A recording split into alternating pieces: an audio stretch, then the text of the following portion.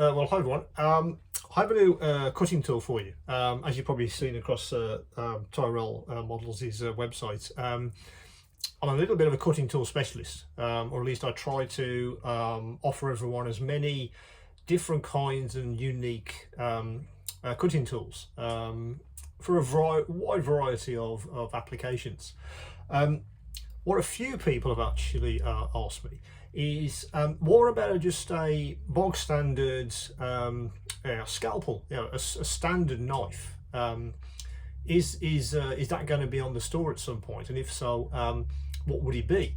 Because if you're like me, you have lots of different kinds of knives. If I just bring over my selection, you'll kind of see what I mean. I've got flat nose blades in their own handles, standard number 11s in a variety of different types of handles, and even a large flat one from the Frisco series, which our crafting colleagues also use. So all these offer different applications, and it's kind of personal preference, I guess, whether you choose this or this. The fact that this one is dirty and well used kind of tells you that's my sort of go-to number 11. That's the one I go to. But I have been looking around after those few people asked me about a standard cutting knife, or at least an ordinary blade, so just for a general day-to-day cutting.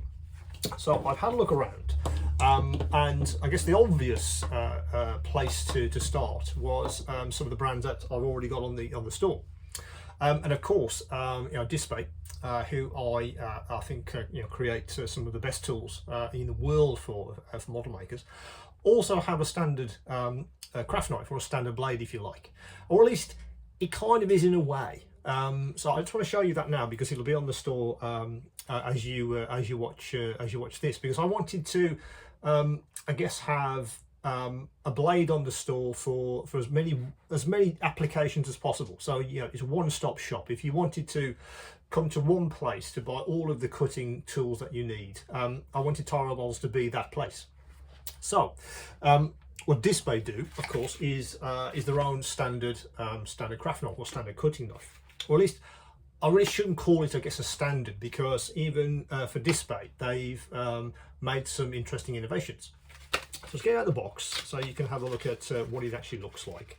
The packaging is pretty similar to the packaging you get with their saw, for instance, which you may have already seen the video.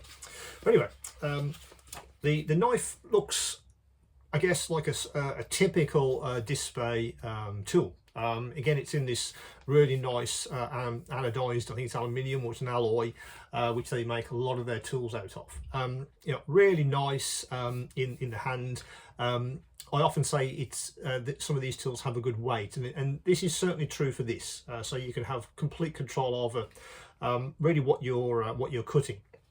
I do sometimes think that the barrel on some cutting knives are a little bit too small, even for my small hands. For instance, this one, for instance, is fine for some things, but it's too small for me. It's too small to grip. It's not large enough, I guess, which is why I quite like these, and why I sort of go to blue as well, because the barrels on which much larger, and it's just easier to grip in the hand. I think Dspaie must have looked at all of those and kind of came up with what's the ideal, what would the ideal diameter be of a craft knife, and this is kind of it. It's just right, not too small, certainly not too big in the hand.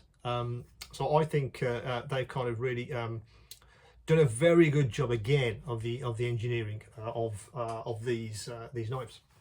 Now, interestingly as well, they've made the cap so it is a click.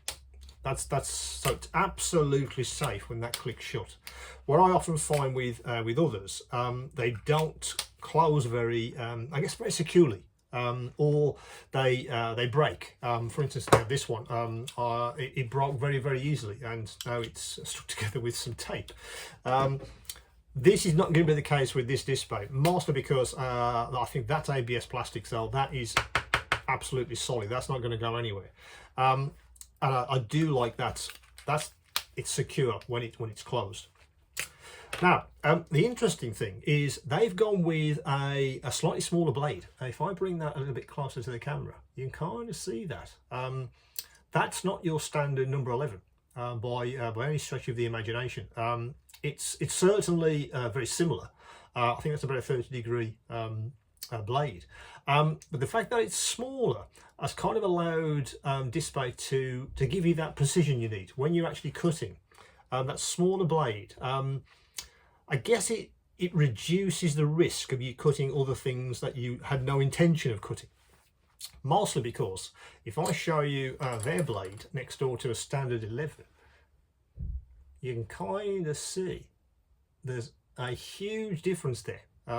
The actual cutting angle, I think, is very much the same. I think it's about 30 degrees, but the actual blade itself is much smaller, and I think that gives you a better precision, and that's what I've been finding when I've been cutting really small items.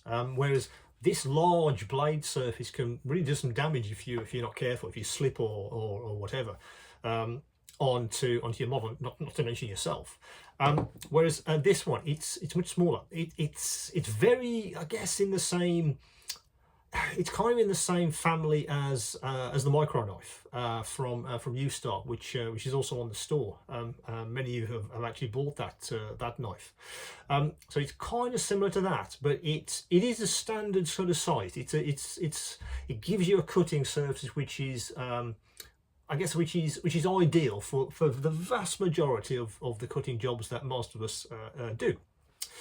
The other thing I liked was the locking mechanism. A lot of the time, these things obviously it comes out and you can replace it, but they've thought long and hard about that locking mechanism. I don't see this little nib there, which sits into the actual body of the blade when you're tightening it up, and that locks everything in place. Once that's tight, that's not going anywhere. Now, what I've often found with some other knives, they don't grip as well. So Dspaie's kind of thought about that, because the last thing you need is that blade moving around. You just don't want that. So that little locking mechanism there, it's worth its weight in gold, if you ask me, because if you slip or whatever, the blade's not going to go anywhere. So I find that to be really advantageous. They've also put a little storage compartment in the back of the knife. It's big enough to take these blades, so you could put some spares in there if you wanted to. Some people put their waste ones in there, and then over periods of time, then just empty those into their sharp waste. It's entirely up to you if you use that or not. Personally, I don't. I tend to, when I'm finished with the blade, it goes into my sharps pot for disposal. But it's it's there if you want it, and that just screws on. That just screws onto the bottom of the knife. So it is a compartment there if you want that. It's absolutely there.